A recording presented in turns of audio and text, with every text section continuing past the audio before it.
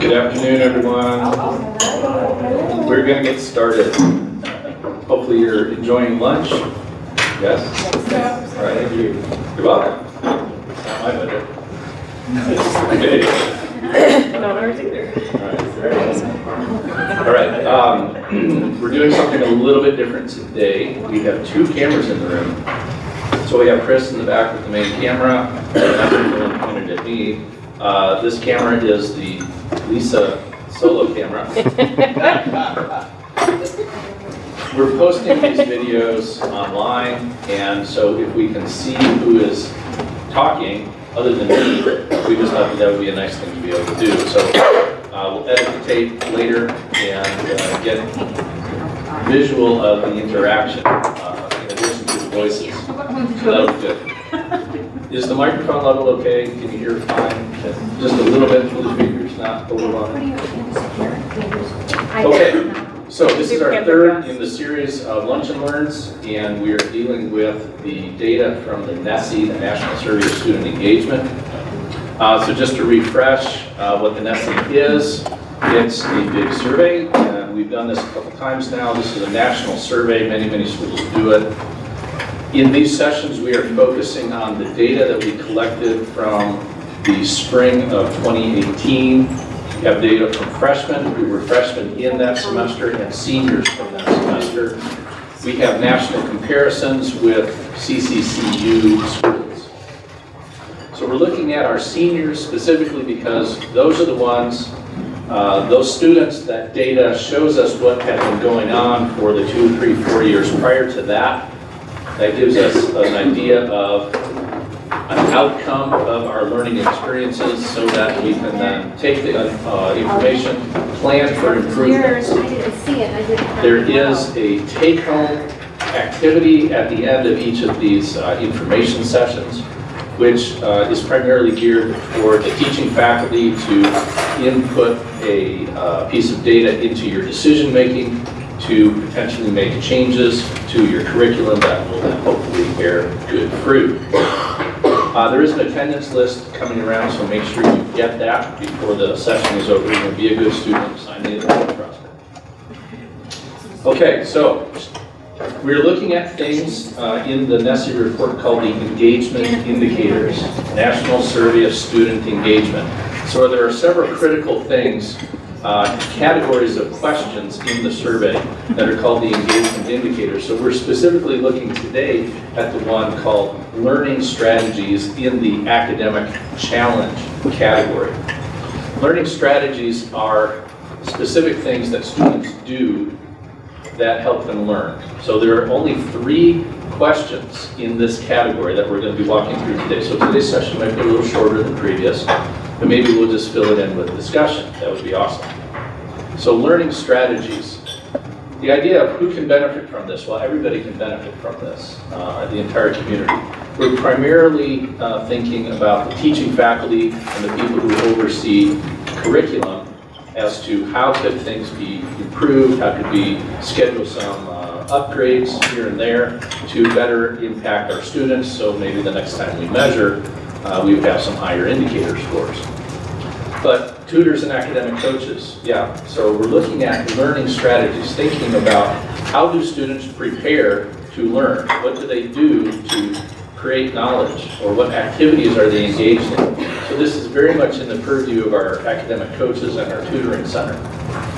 FLC groups is listed here. Maybe there's an FLC group that wants to take on the topic for next time of what can we be doing in our courses at all levels to help our students learn better. I think we've all had the conversation with at least one person somewhere about how come my students don't know how to study the way that I think they need to study. Well, that's what this session is a lot about. So maybe that could be an FLC topic coming up. Advising, certainly you want to be asking your students about their study habits, especially if you're looking at their grades and you're realizing, oh, here's a crucial class that teaches you certain things, and maybe it wasn't your best performing class, and so maybe we're going to want to know how well they study. What do they do to study? How do people learn? We do want to delve into a little bit of cognitive science here. Do you have a couple psychologists in the room? Buckle up. All right, so let's get into this. Again, we're focusing on the seniors. Seniors are the ones who give us the best indicator of what's been going on for the last few years. So this was spring 18 data. So we're going to remeasure in another year and a half. We're going to measure against seniors. Those seniors would have taken this when they were the freshmen in 2018. So we're getting this bookend experience. These are the three items that fall into this category. There's only three. So very specifically, how well do students identify key information from their reading assignments? There's a skill here. There's two skills in there. Do our students review their notes after class? So A, do they take notes, but then do they ever read them again? And then the third one, can students summarize to themselves or to another person what they have learned as a study strategy? Now, we can all think about what we did when we were students to learn, to remember. What were our study habits? We succeeded. Maybe we have something good to say to the students.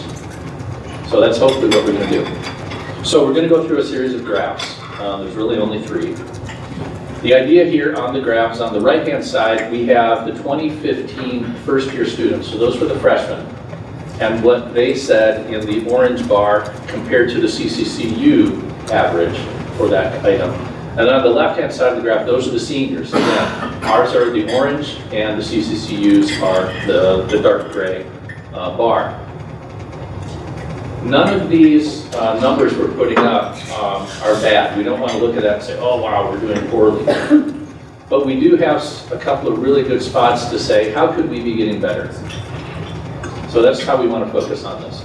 So when we look at our first-year students, our first-year students were actually exceeding the CCCU average for this idea. When you read stuff, can you pick out the key information? But look what happens when we get down to seniors. See, it's 74%, but is that good? Well, compared to CCCU average, we're a few points below. But the big idea here is, when students read, do they readily recognize the key information? So it's a skill. It's a learning skill. It's a cognitive skill. It's a I know how to learn skill. So our seniors are showing a decline, perhaps from their freshman year, and we're at a differential from our comparator group. So this would raise some questions for us. Anybody have a burning question off the top of their head? You want me to lead you into the question? All right. So, how do we make sense of this? These are things that we kick around in my office. How do we make sense of this?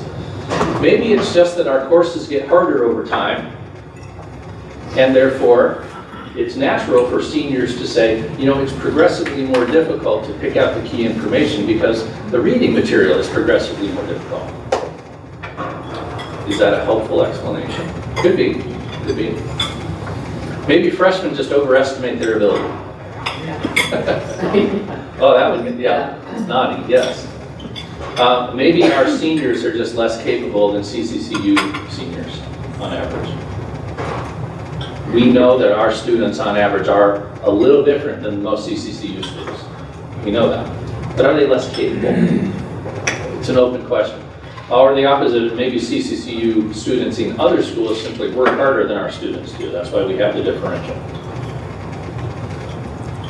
Our students read less and they study less. Maybe between freshman year and senior year, maybe. Or maybe it's just other students at other schools do this more and better than we do.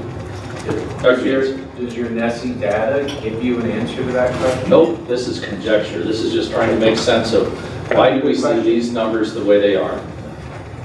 And why did, I know there's other NSSE, not that question, but other, I didn't know if there was other data to answer that. Go back to the question again. that one. During the current school year. So they're supposed to be It doesn't even say thinking though, only how as did you seniors. study, it just says, can you identify key information, even if you only heard one assignment? How often? Oh, how often? Right. How often do you How often, okay. identify the key information from your reading assignment? Okay. I mean, They're not reading. there's no explanatory context They're not for reading. the question. We It's already just know they're that not text. reading. You don't need to have. They're not reading much. Seconded. Second. Okay, we're not going to pass that motion. Maybe our students just are not reading as much. And so they don't have lots of opportunities to pick out key information.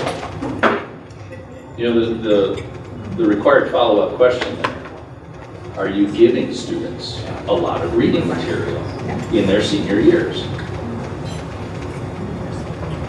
That's also the open question.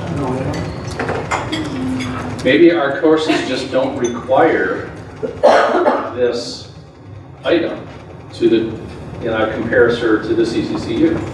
Maybe as seniors, they're just not being called upon to do this as much. They're still saying, yes, 74% of the time I can readily do this. But why not higher? Why not higher?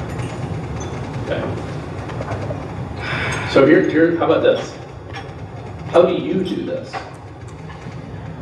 How do you read stuff and know what the key information to pick out is? And where do we teach that to our students?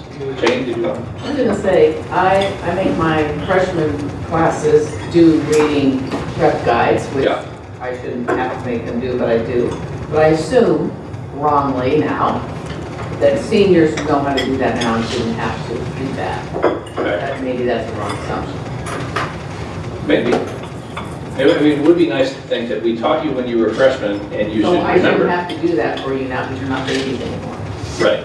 That would be nice.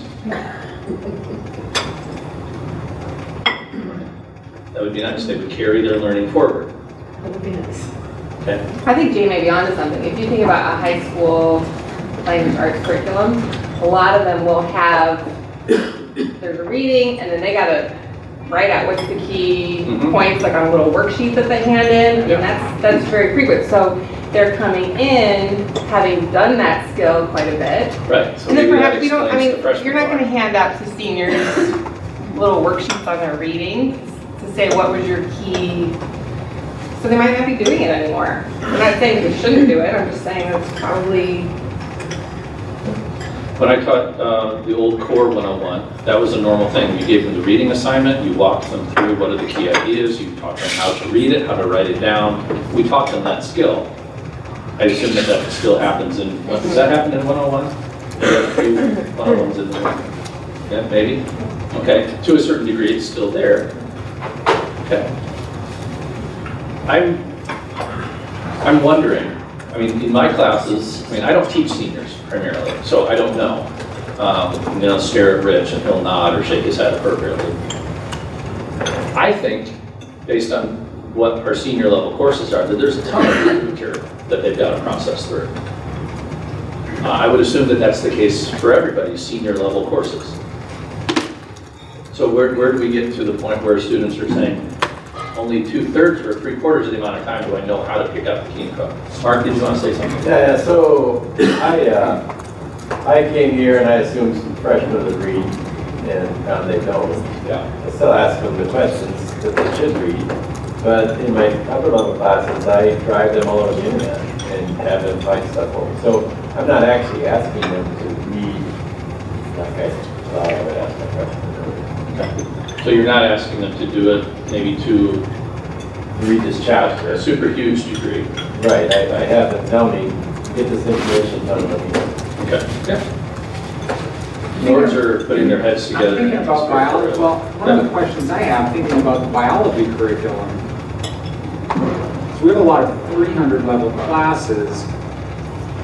We only have one 400 level class. We only have one senior class, a senior seminar, where they are doing a lot of reading. Although they might not see it as required reading because they're choosing it themselves. Okay. We're not choosing it for them. But the other thing I'm just wondering is what classes are our seniors actually taking? Because I think a lot of our majors in biology, by the time they're a senior, their last semester, they may not be taking any bio courses anymore. They may be just taking some 10 minutes and finishing stuff up and so, or doing some practicum.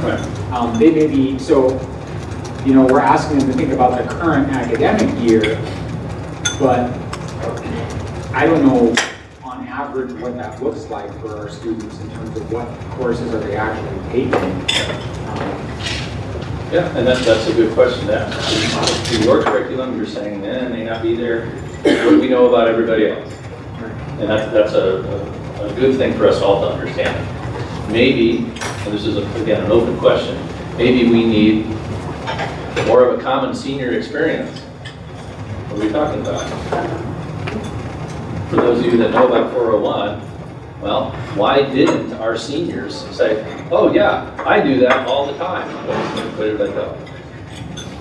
I mean, these are our 401 students, right? They have had to read and pick out key information in order to get through the course. But you know, What's going on? in Bio Senior Seminar, we're asking our students to write a review article. They have to go out, find primary literature articles and read them Yeah. and synthesize them. But they might not view that as a reading assignment because I didn't tell them, go read this paper, right? So are they, you know, I don't know in 401 how much of what they're reading is stuff that they're identifying that they need to read Yeah, versus stuff that, you know, is being handed to them saying, here's your reading assignment. Okay. So depending on how they interpret that question, Right. So, I again, think by there's senior no year, context for the question. Sorry, Jane. by senior year also, you generally can navigate better if you've had the same professors of what reading materials are going to be tested on and what's not. So you can jettison those things you think you don't have to read. When you're a freshman, you think you need to read everything by every book, which Yeah. I'm sure here at Greenville, we make use of all of our materials properly. Yes. All right. So we're going to move to the second one. Okay. How often do you review your notes after class? Do you ever tell your students, make sure you're taking notes? Do you ever tell them, make sure you go read your notes? Do they report back that they do it? They don't report back, or they report back that they don't do it. Most often in my class, I mean, granted, I'm teaching statistics, okay? Every day, I expect them to be taking copious notes. And I tell them that every day. And every other day, I ask them, you should have written that down, did you? And a lot of them say no. You know, but as freshmen, our first year students were saying, well, I do that about half the time. Well, and our seniors are even lower than that. Now note the rate for the CCCU also went down. It went down proportionately, so we're still lagging, 10-ish points behind our comparator group. So again, the question is, how well are the students enacting this, what would appear to be a key study skill, a learning strategy? And as seniors, they're saying less than half the time do they do it. So they're probably not reading, they're not taking good notes, and then why in the world would I go back and read them? Is that kind of matching your experience? Okay, I see some head nods. Are we explicitly teaching them the skill? Because for me, if I came Yes. into your class, I would have no clue how to take notes. But if I would go into like a gen ed education course or something that I liked, Yeah. I would be more inclined to take better notes. Sure. And I know that students say every class feels different, and I don't know how to take notes in that class, but I do know how to take notes in this class. There's a generalizable skill there, I think. But there's also, you have to figure it out as you go. That's true. So our seniors are saying that they don't do this that often. So it's often or very often. So the majority of our students are saying, no, I don't do this much, if at all. So how do we make sense of that? If it's true that our students are not engaging in this key activity, the question is why, and what can we do about it? Is it because they just don't need to?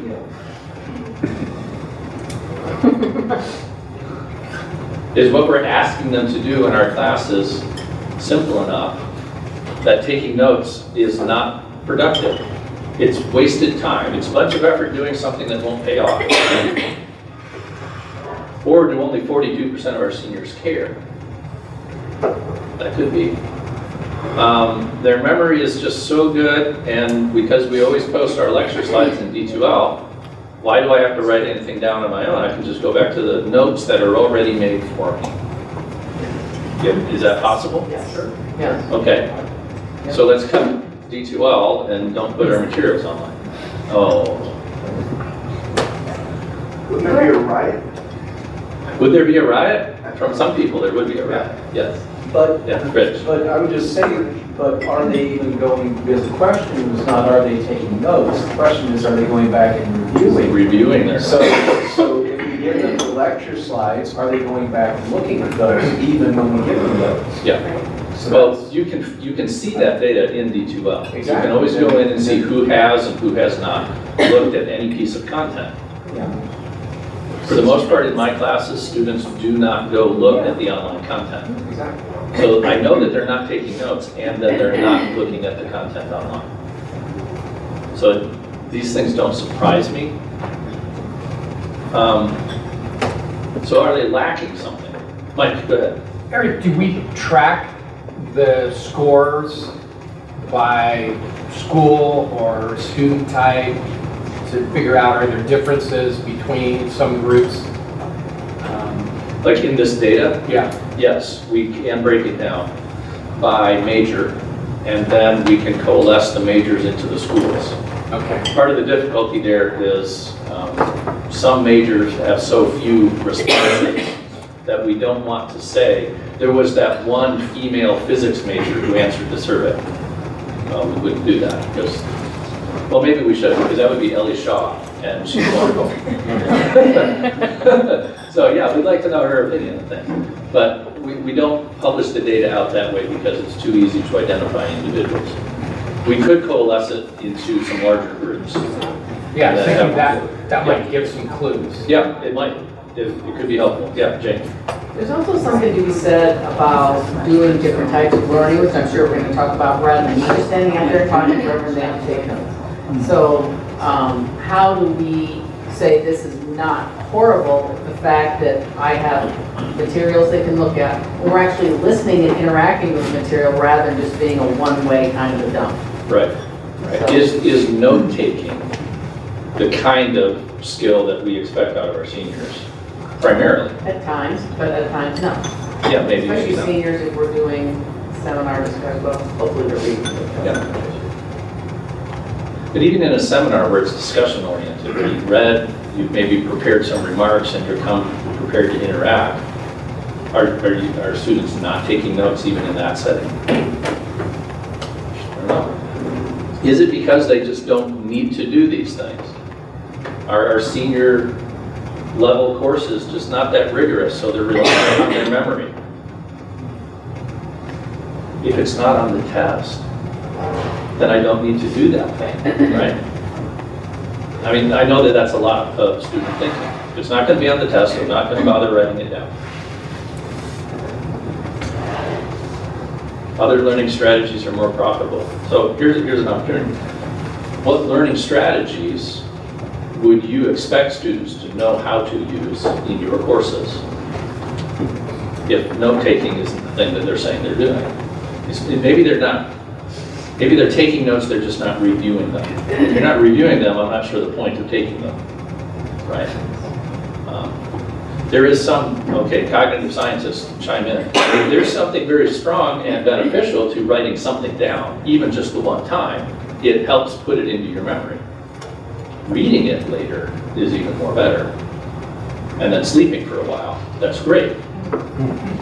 Okay.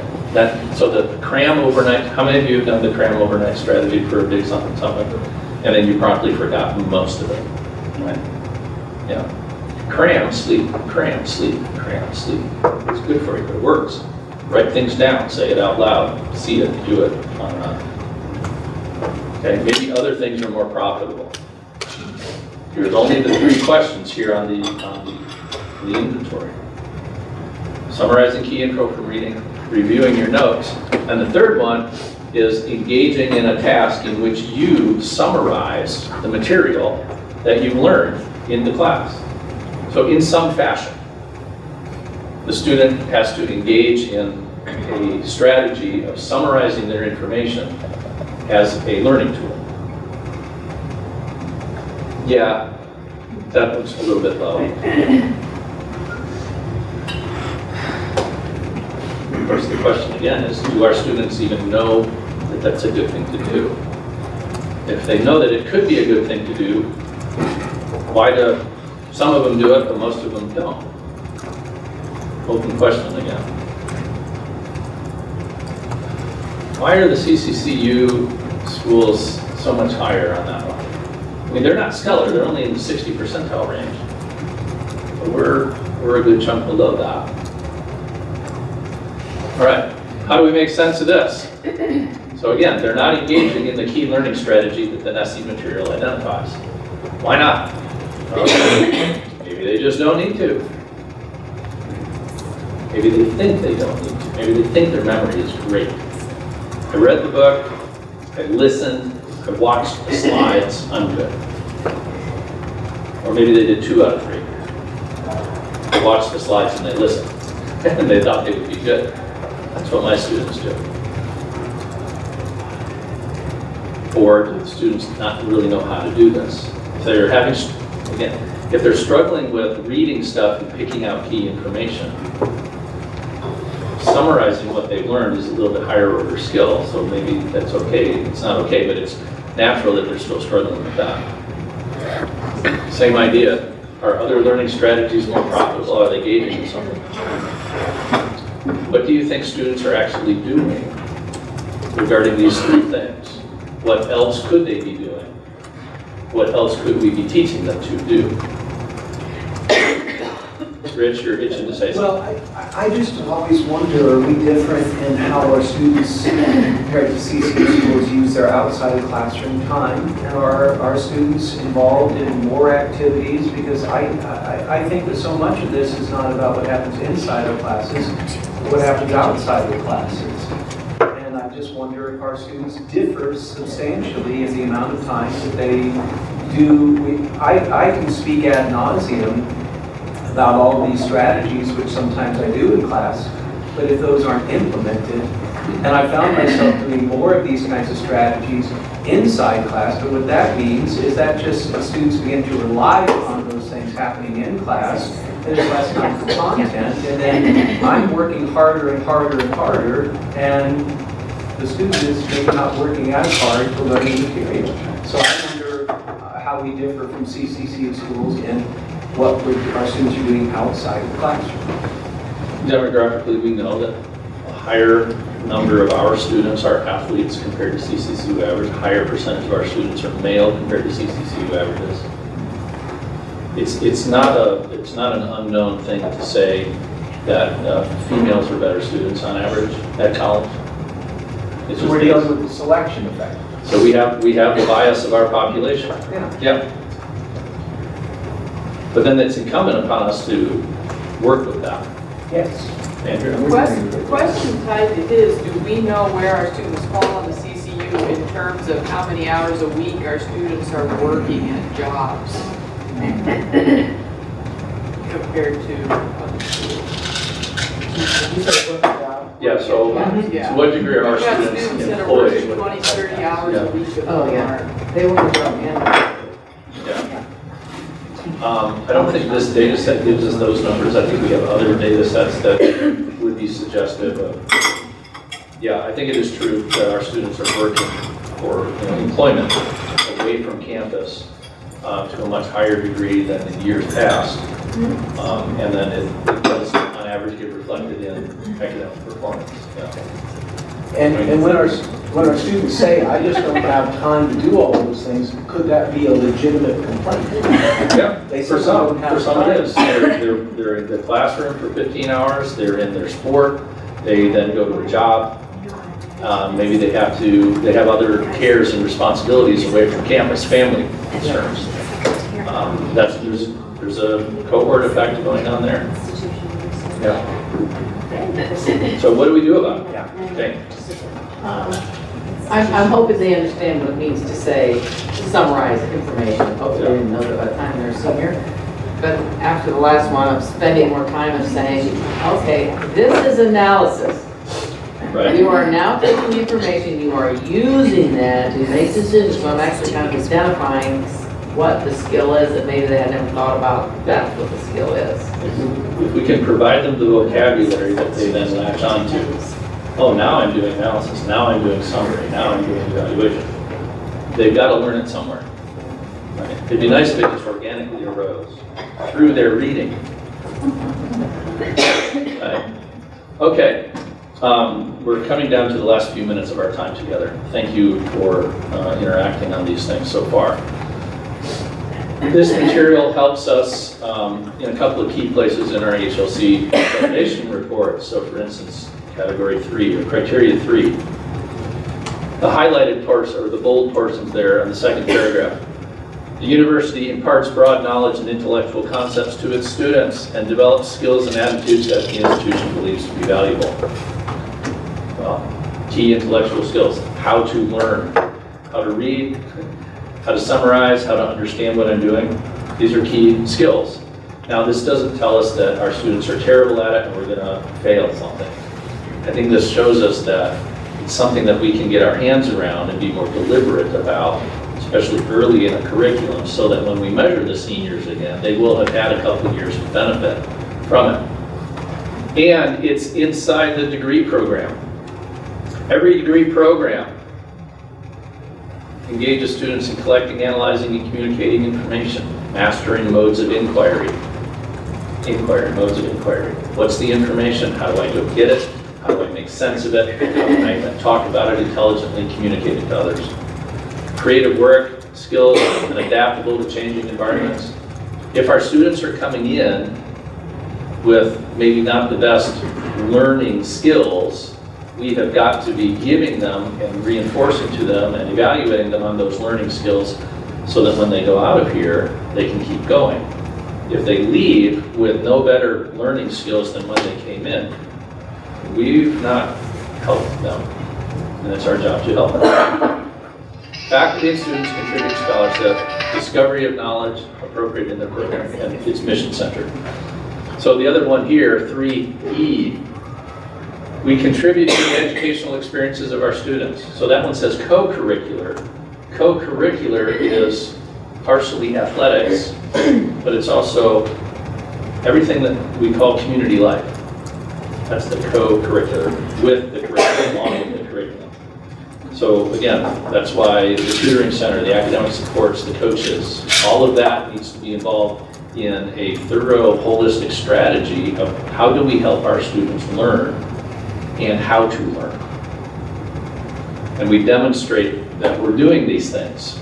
This is really what it comes down to for HLC. We're making these claims, but then we've got to show evidence that we're carrying it out. Evidence that students are benefiting from our efforts. Inside our programs, our tutoring centers, athletics may be called upon to say, what are you doing that facilitates the intellectual life of your students? Unfortunately, it's not true that our students can just come here for their sport. That may be why they walked in the door, but that's not why they stay, and that's not why we should be keeping them. We should be keeping them because we have an academic program for them. Somehow they got to make that transition as well. All right, final slide. At the foundations of things, in the beginnings, Unit 101, English 105, various gen eds. These are the most obvious places where we should be doing foundation level skill development. Do we have room in our early courses, in our first level courses, to give a little bit more, here's how to learn lessoning going on. Not just once, but sprinkled through the course. Maybe you're upping the level of it. Teaching students how to learn needs to be paired with, here's the content of the course. And hopefully it becomes a generalizable skill. And the big idea there is we've got to be doing it much more intentionally in all of our courses. We should be able to rely on prior courses, but not exclusively rely upon prior courses. We've got to take what happened in the prior course and build upon it. Nice hands-on experience. All right, the D2L component that goes along with these seminars. If you have not yet participated in the online component, there is a link right there. I know you can't click on that because it's up here, but If you go into D2L and you look on what's called the Learning Communities site, you can find this material. So once you're registered, you're in, and if I can make it come back, there it is. What's our activity? The activity, that's what I'd love to get to. Session 3, takeaway activity, boom, there it is. Okay, so it's a little worksheet. Here's the idea. Identify some courses where you can institute teaching students how to learn. Identify the course, identify the learning strategy that you're going to reinforce or teacher reinforce to your student, and then give me a little description about what you're going to do. Maybe it's something you can start to do now, maybe not, because we're in the last couple of weeks of class. But think ahead towards spring. Are you doing a foundation level class? Are you doing a 100 level? Are you doing a gen ed? Where could you be much more deliberate, proactive, teaching students how to learn? Not just your material, but learning broadly. And so the worksheet is simply just take some notes on what you think you can do. Notes? Yeah. Notes? Yeah. Review them. So, no, there's no slide on that. That is the slide. It's that one page. It's right there. So you've got an I, an E, and an M, maybe, where you can do that. All right? So there's a Dropbox for that. Do the worksheet. Collaborate with your peers in your area. Put some ideas down. Remember what you wrote down so that you'll actually do it when the time comes. And then throw that back into the Dropbox. That is really helpful for us to document that we're doing things. All right, we are out of time, except for Eric's last minute question. Well, I think your comment about needing to be much more intentional in our gen ed curriculum about introducing and building these skills is important. One of the things that's a little worrisome in our current context with the faculty test that we just had is when we ask questions about, well, how are the gen ed courses that were being taught by these people going to be taught? We haven't really received very good answers other than, well, we'll probably find adjuncts to teach them. Right. And I know we have some very good adjuncts out there. But if the course, this raises all kinds of questions. Like, if this is a gen ed course, who does it belong to? Yeah. Who designs things into that course? Who makes sure that these kinds of components are going into those courses when those courses are being taught by adjuncts who don't have security in that position? Are we asking somebody to invest a whole bunch of time in restructuring and improving a course that they have no guarantee of being able to teach a second time? There's a whole bunch of really important questions that we can't answer in this room. We need some, we need administrative support for this if it's going to actually be a priority institutionally. Right. System-wide, yeah, it's got to be more institutional priority. True. All right, everyone. Thank you so much. Stick around. We'll do it again.